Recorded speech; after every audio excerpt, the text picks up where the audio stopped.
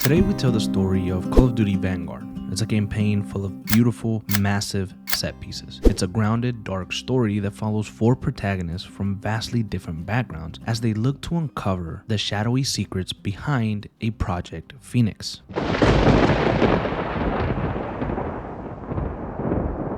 In April of 1945, we find Task Force Vanguard hidden in a train on their way to Hamburg, Germany. The unit includes their leader, Arthur Kingsley, his second-in-command, Richard Webb, Paulina Petrova, Wade Jackson, Lucas Rigg, and Milos Novak. As the task force clears the German troops from the train, it becomes apparent that not everyone on the team knows the exact purpose of the mission. As Lucas demands answer, Arthur tells him that they were handpicked to uncover a Nazi project named Project Phoenix. However, no one knows what the project is. When Paulina asks why a regular army wasn't sent, Arthur explains that the mission required a special task force. Sometime later, the team arrives at the base where the documents of Project Phoenix are supposedly located. They fight through the Nazi forces and reach the main office. However, it's empty, and so the team come up with a new plan. Phoenix, we must be close. Not for long. Krauts are moving their stash onto a sub. You see that lot lugging that chest? I bet you London to a brick that is what we're after. So what are we waiting for? Time to bring the heavy stuff. Now we're talking. Wait. We can't go in loud. Arthur? Whatever's in those papers is the best kept secret in the Third Reich. And the crowd's kept them here, in the arse end of nowhere. So what? It makes no sense. It's like leaving the crown jewels on the front porch. With hardly anyone watching them. The entire German army should be guarding this place. We're not the only ones who don't know what Phoenix is. You're saying Nazis are keeping secrets from Nazis? I'm saying the ones in charge of the secrets are the most dangerous. Yeah, that's why we brought the guns. To shoot them. Are we done here? Those papers are about to piss off out of Germany. You three, take the catwalk and make your bloody noise. Buy us time. Webb, Novak, you're with me. We'll take the boat. Let's go. As Arthur and Novak infiltrate the submarine, they find a locked box that contains the Phoenix documents. However, before they can escape, they are captured by Nazi forces. Wade.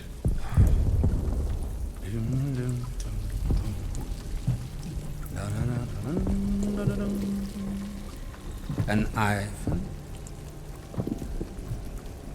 Rectangulus.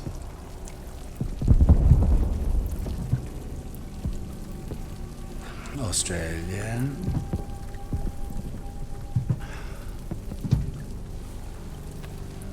And also you. Get on with it. How delightful. You think you're British?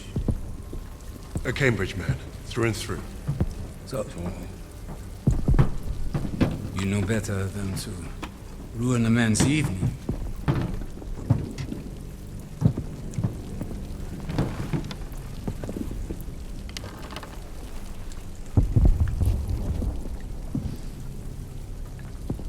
Beethoven's Fourth Sonata has exquisite but demanding passages that deserve my full attention.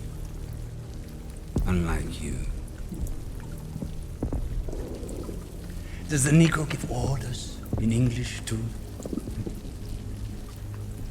And do you follow them? Sie wissen, wie es ist, von einem Schwarzen Befehle entgegenzunehmen. Spricht auch Deutsch! Please, proceed. Your Rhineland accent. You must be from Neustadt. During the occupation, you saw French soldiers who look like me carry guns in your streets. Marry your women. That's what I hear when you speak German.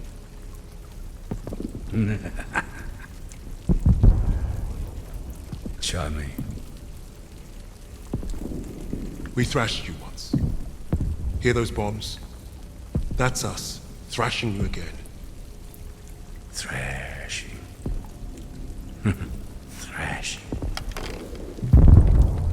What an interesting choice of words. I told you already. Get on with it. Yes. That's what you want. To sacrifice yourself. To be a leader. I am not here to give you what you want. Quite the contrary.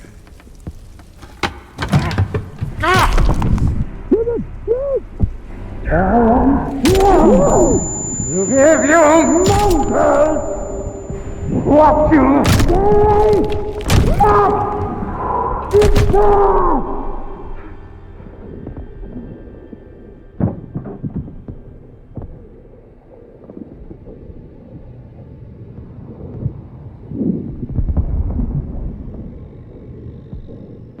Dispose of it. Put the rest in the truck.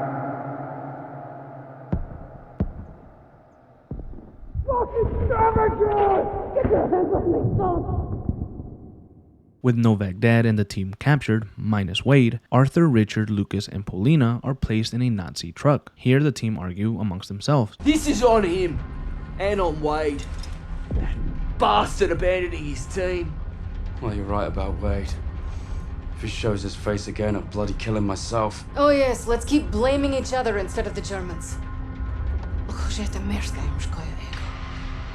Nasze ego si voglio nie postradamo. Is that supposed to impress me? Relax. It does not matter. Freisinger is going to kill us all. Freisinger? The Nazi. The one who killed Novak. Old friend of yours, is he? We have history. Oh yeah? What kind Forget of... Freisinger! And sometime later, the team arrive at a Nazi headquarters in Berlin. We must now travel back to the early 40s, where we will begin to tell the tale of each one of our protagonists and their history with the Nazis and why they were the perfect candidates for Task Force Vanguard. And before we begin this portion of the video, I have to state this. The game breaks down these cutscenes and flashbacks as the story goes on, mixing it with the past and the present. And so to avoid confusion, I will tell the stories in a chronological order until we make it back to present day of April 1945. We begin with Lucas in August of 1941 as he was stationed at Tobruk, Libya, as part of the Australian-led Rats of Tobruk. After a failed ambush attempt on the Royal Italian Army and African Corps, Riggs is assigned to uncover supplies for the British Army, alongside fellow Rat Private Desmond Des Wilmot and British Lieutenant Robert Jacobs. Riggs, Des, and Jacobs manage to find intelligence relating to a General Erwin Rommel. Here the Rats destroy a German depot, but rather than get any praise or recognition for their work, they are detained by Major Henry Hams for insubordination. And a few months later, now in 1942, during the Battle of El Alamein, Riggs and the Rats are ordered by Hams to form a defensive line. However, the Rats disagree as they believe they will be overwhelmed. This leads to Lucas and Des attempting to take the hill alone and call in a bomber support team. Des, fire the flare!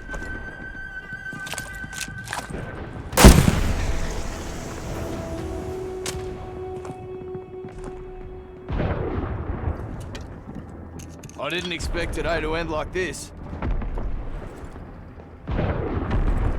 Ah, fuck it, why not?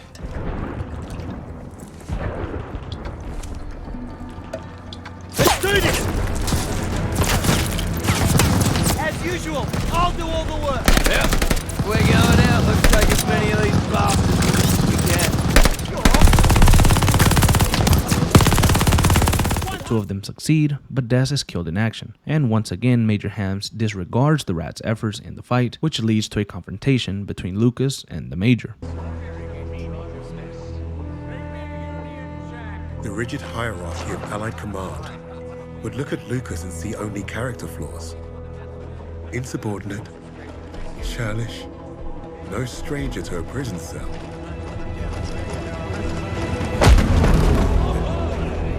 He was perfect for my team. Even if he does have a mean right hook.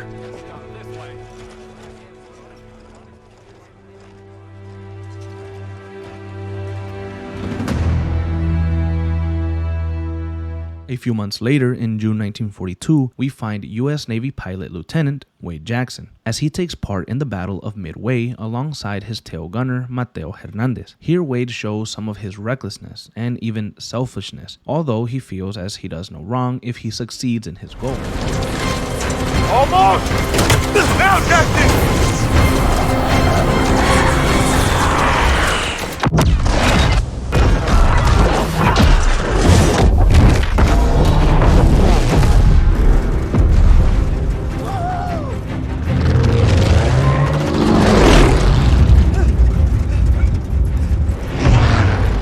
his luck would seemingly run out in November of 1943 while assaulting the Japanese army in Bougainville. Jackson and Hernandez's plane is shot down, and eventually the two are captured by Japanese forces. They now appear to be facing death. However, they are rescued by the 93rd Infantry Division. You know how to use a gun?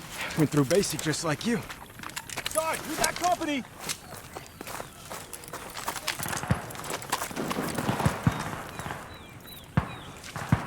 I got control of the stick now, Lieutenant. You're just along for the ride.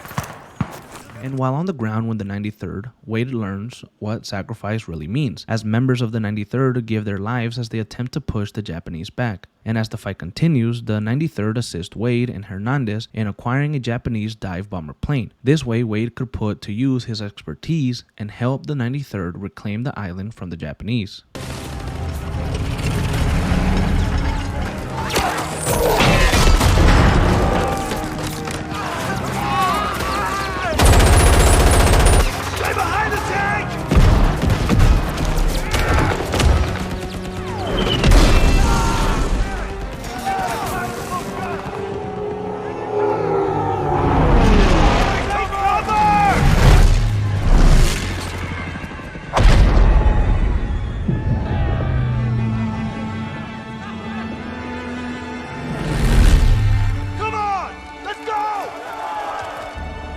The men of the 93rd changed Wade. They showed the flying daredevil from the clouds what war looked like in the dirt. Down there, he learned the only way to win was to have each other's backs. If you get past his talk and you see his actions, you will know who Wade Jackson really is. Later that year, in August of 1942, we find Paulina, who at the time was a Red Army medic. She lived with her father, a war hero, and her brother Misha. What started off as a normal day turned into absolute terror when the German Air Force invaded Stalingrad. Paulina would be outside reporting for work, and she would immediately have to rush back home to her father. Paulina saw the chaos and evil that the Nazis brought, executing everyone in sight.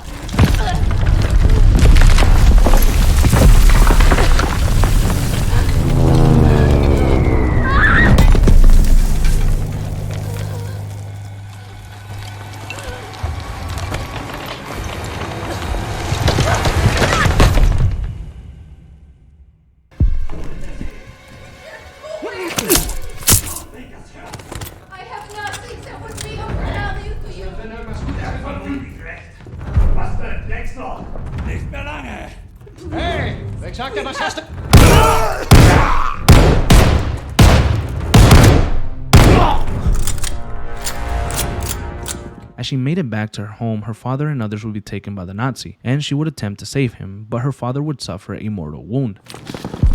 Pasha. Nightingale. I should have been here, Pasha. You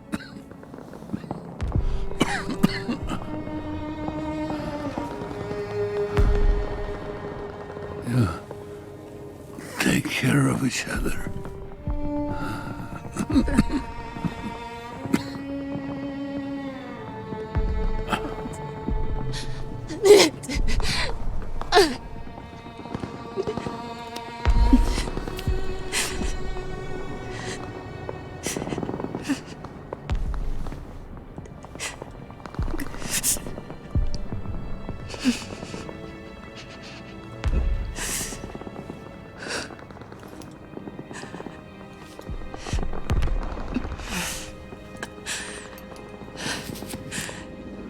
Tell Mom I'm off to save Misha. As usual.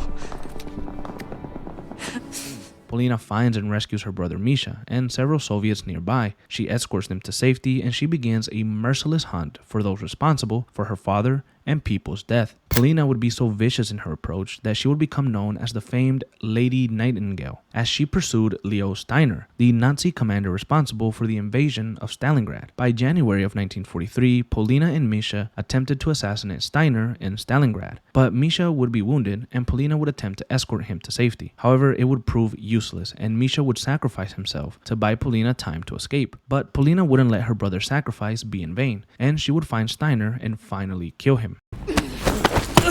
Идиот! Фашистская! Свинья!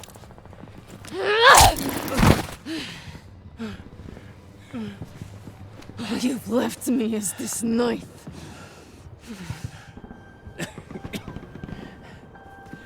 I could help you. Incredible. You're all the same. I've killed more of you than I can count. And you all spout the same pathetic bullshit.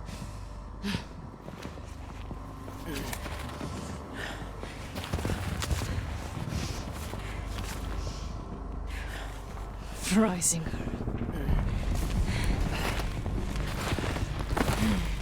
Is he supposed to scare me? Another piece of fascist filth.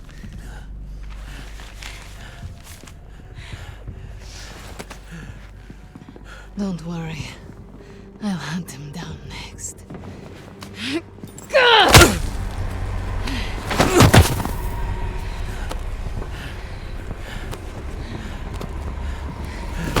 You thought you'd take my city and crush my people. You tried to break me, but you failed. You created Lady Nightingale. And now, she's destroyed you.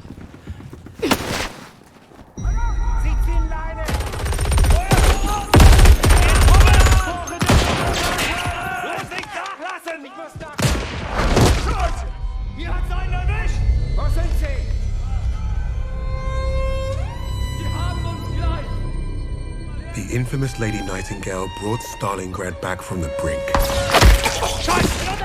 Her actions inspired the Russians to take back their city and go on the offensive. Paulina changed the course of the war for the Allies and her people. With that reputation, it was only a matter of time before we found her. A year later, as the war was reaching its conclusion, in 1944, the British launched Operation Tonga. Here, Arthur and Richard would be a part of the same unit. As Arthur jumped out of the plane, his parachute would catch fire, and he would land in the battle zone without his rifle. He would quietly make his way through the battlefield in search of his team.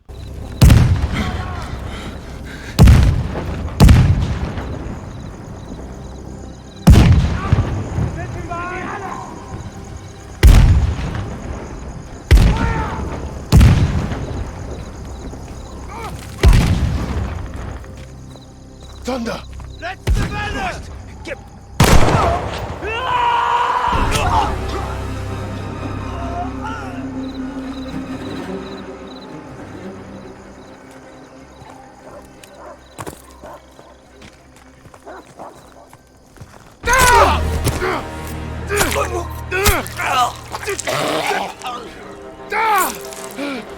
Ungeschütztes Ziel! Scheiße! Runter!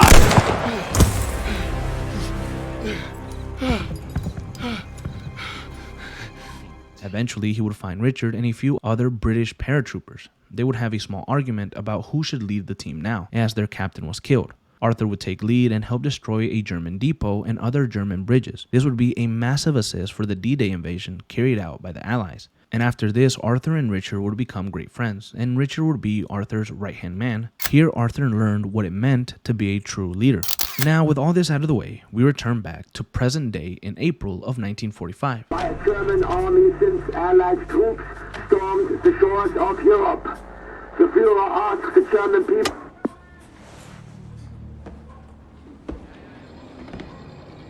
I've read the field report twice. This Allied team is fascinating.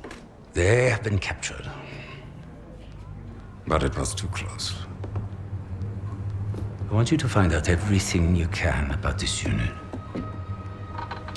It will be my pleasure, sir. You will speak of this to no one else, and report directly to me. Heil Hitler.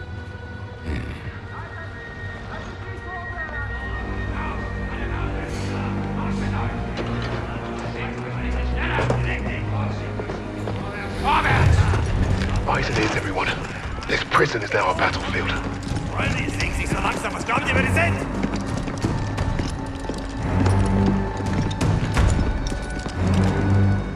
As the Vanguard task force has been captured, they are taken to a prison cell in Berlin. Hermann Freisinger appoints Nazi officer Janek Richtor to interrogate the team. Janek starts his interrogation with Arthur. In all my years studying the Allies, I have never come across such an unusual unit. Kingsley. Arthur. Lieutenant. Service number 25232642. I'll tell you a story. I have spoken with the Führer on exactly one occasion. He recommended a book to me, The Passing of the Great Race, by an American, a man named Madison Grant. The Führer had nothing but praise for him. Fuck Madison Grant and everyone like him. The book reveals that under extreme duress or unfavorable conditions, your people do not deteriorate so easily. In that moment, I knew what I had to do. Right at the suprasternal notch, below the clavicle. Once we had what we needed from this racist bastard, that's where I would put my knife. My plan began to take shape. We were being held in the basement of Gestapo headquarters. Around and above us was a treasure trove of classified Nazi intelligence. Project Phoenix had to be there somewhere, and Richtor was our ticket. He thought he was the interrogator. If he was to be of any use to us, he'd have to keep thinking that. That arrogant Nazi in his clean-pressed uniform loved the sound of his own voice. The hard part wouldn't be fooling Richtor into spilling what he knew of Project Phoenix. I would like to see for myself. The hard part would be convincing the others not to kill him first. And after he finishes his first interrogation, he reports back to Hermann. The Allies somehow knew about Project Phoenix. We must have a traitor amongst the officers. No. I pulled their files. Take care of them with the other non-essentials.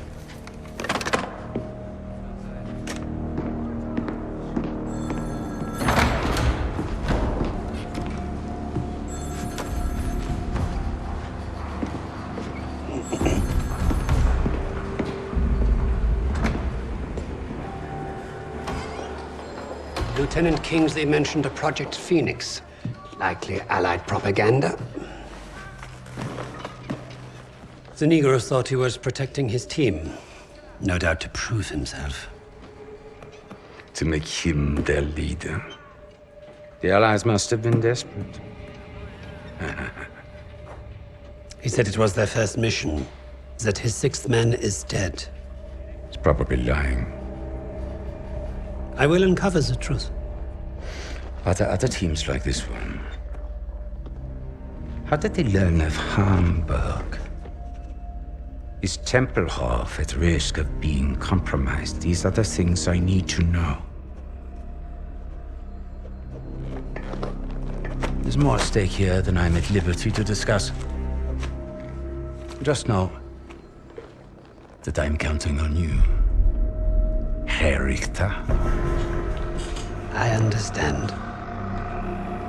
Arthur, back with his team, now informs them that the Nazis don't know about Wade evading them. Arthur told Janek that Wade died during the train assault. However, the rest of the team doesn't seem too convinced about Wade coming back to help. But Arthur read everybody's file, and so he trusts his men. The next one to be interrogated would be Paulina. During the interrogation, Paulina informed Janek that Hermann had worked alongside Steiner. This was something that Janek knew nothing about, and so he called around to get information on who Steiner was and what his affiliation was with Hermann Freisinger. However, he would be interrupted by Hermann himself, who told him that Wade, the remaining member of the task force Vanguard, was still alive. I was just coming to see you.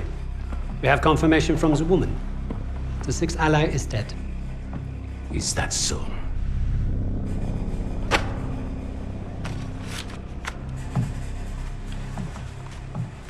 An American.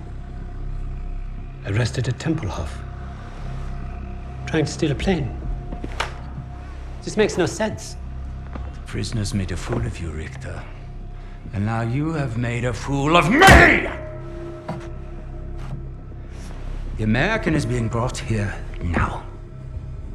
If I must interrogate him myself, then I have no use for you.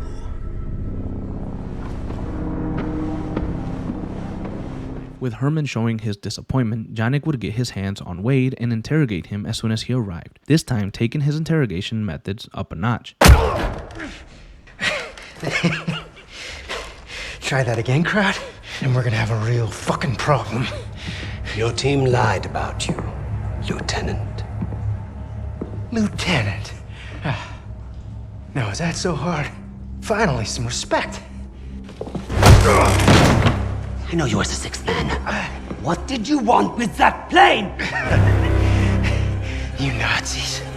You make me miss fighting in the stinking Pacific. I want to know what else they've lied about! When Janek finished his interrogation, he took Wade into the prison cell with the others as things began to escalate.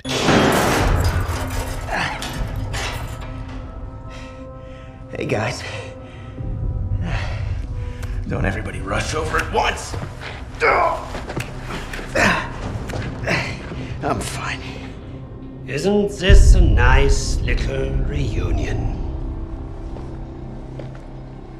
You lied to me. For all we knew, he was dead. So you can fuck off. Really?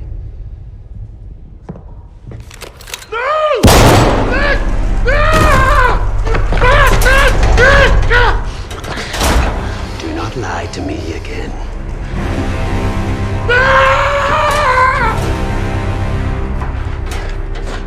After this, Janek went back to report to Herman, but he noticed that things had changed. Get away from it. Take your hands off me. Freisinger, this is treachery. It's treachery of the highest order. Freisinger! You haven't heard the last of this! Get your hands off me! Freisinger! What is going on? Hitler is dead. What? How? Was it the Allies? Reports indicate he took his own life. But without the Führer, we are lost. Hardly.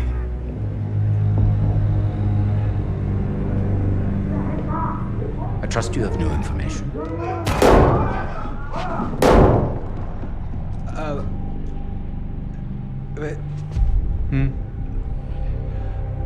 As you suspected, the American was the sixth man. But I believe I have finally broken them. It saddens me to see the fatherland defiled by filthy Russians, no less. There's nothing left for us here. If the Reich is to live on, I must know there's safe passage to Tempelhof.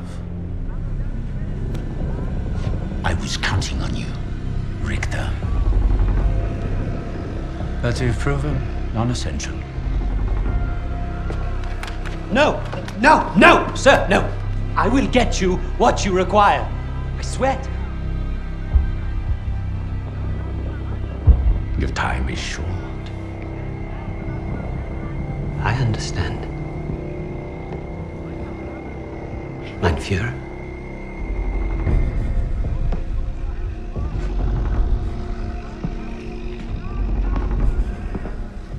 With Herman's play for power now beginning to take shape and the death of Hitler, Janek returns once more to the group, this time fearing for his life, as he looks to gather any information that he can that will be useful in saving his own skin. This requires him to attempt a different approach with Paulina. However, before the interrogation takes place, Wade informs the team that before being arrested, he borrowed a bomb from the Russians, who will storm the Nazi headquarters very soon, allowing them a chance to escape. However, the team, specifically Lucas and Paulina, are hesitant on Wade's intel, as they don't fully trust him, and they don't even know if they'll live long enough to wait for the Russians.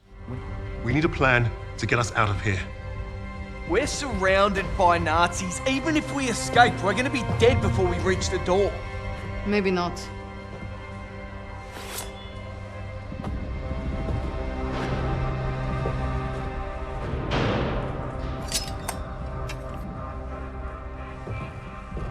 What an idea. We were going to put on a show for Richtor. It was a gamble, but we'd come too far to give up on getting those files. Paulina being next gave us time to get ready. We knew she'd hold her own. When Janek begins his second interrogation with Paulina, she reveals to him that Herman was recruiting people all the way back in 1943 for a special project, potentially Project Phoenix. Janek returns Paulina to the prison cell, and here the team's plan to escape begins to take shape. You can get me out alive? What? I can. You two-faced bastard. Alright. I'll tell you what you want to know. Typical Aussie. No honor, no loyalty.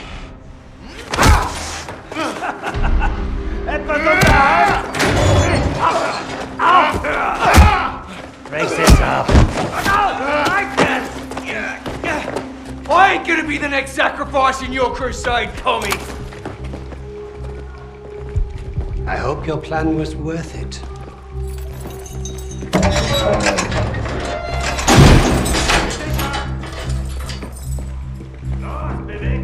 Break a leg, Lucas. As Janek is escorting Lucas to the interrogation room, he finds a gruesome scene. Your team's foolish, Jack.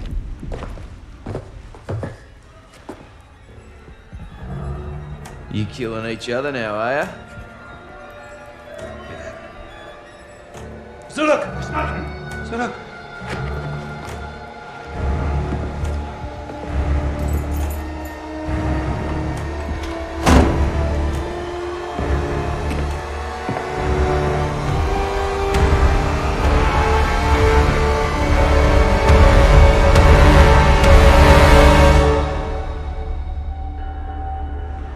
Janek appears to be clearly shaken by what Herman is doing, and he begins to question Lucas, who gives him the runaround. Eventually, though, with all the information gathered, Janek finally puts the pieces together.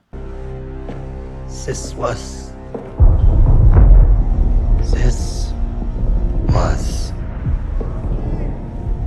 never about winning the war.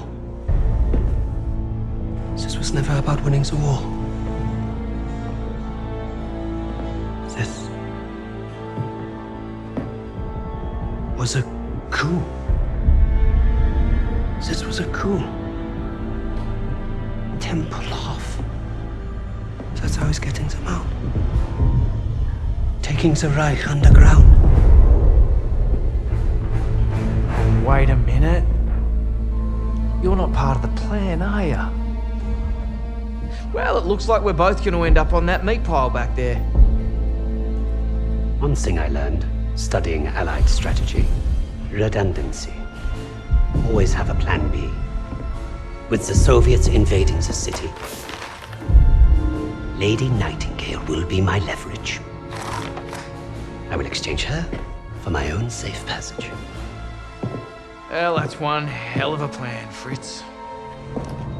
It probably would have worked. Fucking blade!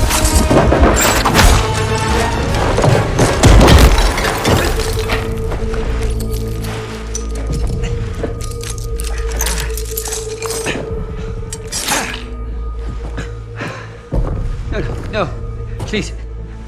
I will let you go. You made one mistake, but it was a bloody ripper. You thought you cracked us. Redundancy, mate. always have a plan B. With Janek captured by Lucas, he escorts him back to the prison. Meanwhile, Hermann Freisinger becomes the Fourth Reich. I've just received word. We have safe passage from Berlin. 3 years we have waited for this moment. Many good men were lost. Rommel, Steiner, Hitzel. But I promised you, Project Phoenix would succeed. Hitler has paid for his weakness. And now history will remember him as we do. A failure and a coward. The Red Army is nearly upon us. And Berlin is burning. But from the ashes shall rise our vision for something greater. To the Fourth Reich.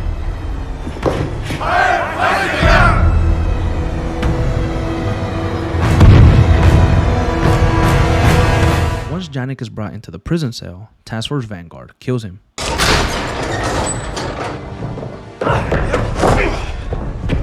Hey there, buddy. Remember me?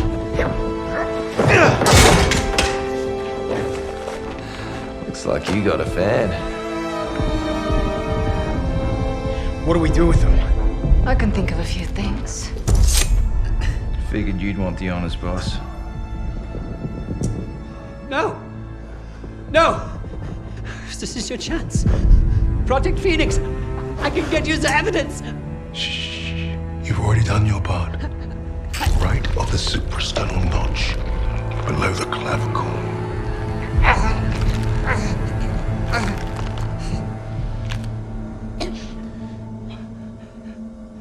That's for Richard.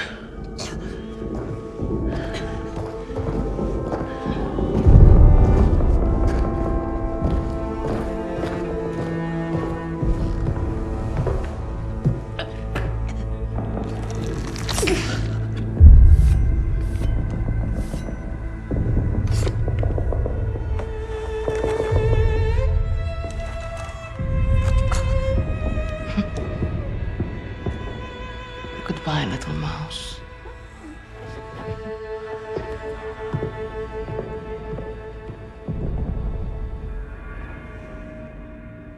After the death of Janek, the team began their chase of Hermann as they looked to put an end to his regime before it even takes off. The team battled their way through Berlin, finally working together and trusting one another. Eventually, they would corner Hermann and stop him from escaping.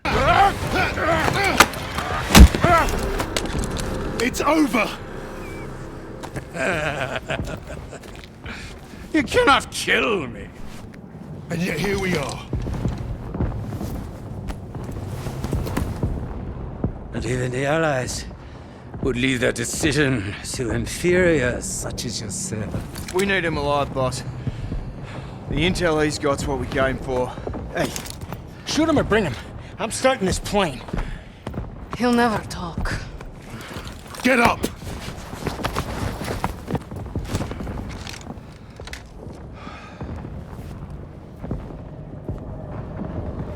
The nations will make sure I'm well taken care of. As payment for my cooperation. A peaceful new beginning. A life of American luxury. Might suit me. Perhaps I might even start a new family. Not for you. There is no starting over.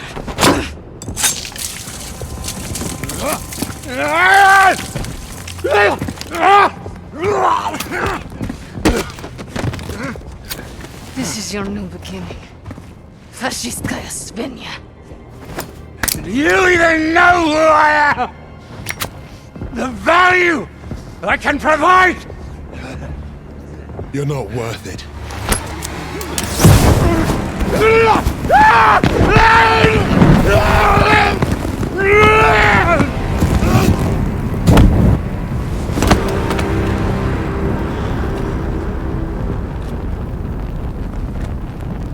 suppose that's it then. Let's get out of here.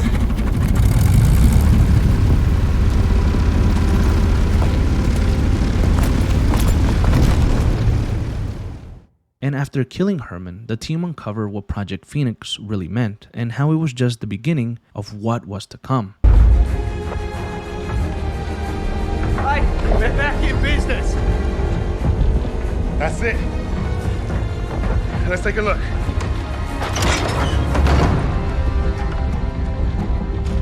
The Cape Verde Islands, the Bahamas, Argentina. Even Antarctica.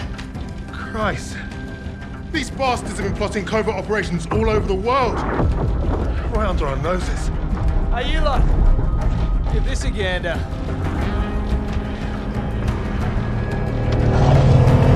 Here we go!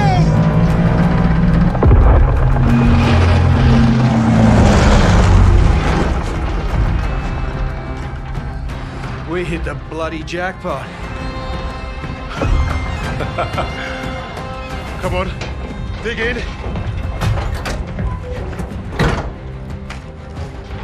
How about this? Project Nova. I can beat it. Project Ether. Reviving the dead. Does anyone want some Nazi gold? Looks like we're gonna be busy. Keep going. Open them all. Here you are. I was about to try this autopilot and come back. What's Project Aggregate?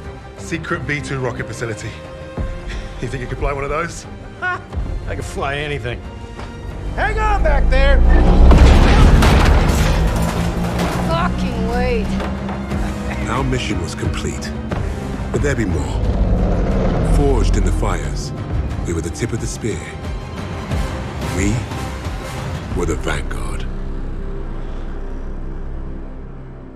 Now, I'll be honest with you. While I played the game, it felt kind of like a movie. The cutscenes were much longer than any Call of Duty game I've ever played. They were like 3-4 minutes long at a time. I know from reviews that Vanguard was a very, and I mean very disliked game. I think most of that had to do with multiplayer and the zombies mode. Again, I think also the campaign wasn't liked by a lot of people. Just in general, the whole game was weird, convoluted, and it was just a mess. I didn't play anything related to Vanguard when it released, but I was hooked on Warzone at the time, so I remember the Pacific map, but the lore and what was really going on behind it never really drew my attention. But here on the channel, we like to focus on campaigns, and honestly, I judge mostly all Call of Duties solely on the experience of the campaign. I don't really care if the multiplayer was good or the zombies was good or whatever else was going on at the time. If I like the campaign, to me, that Call of Duty is a good Call of Duty. And so I understand the reason why some people didn't like it. I asked a question on my channel about, do you think Call of Duty Vanguard was a good campaign or a bad campaign?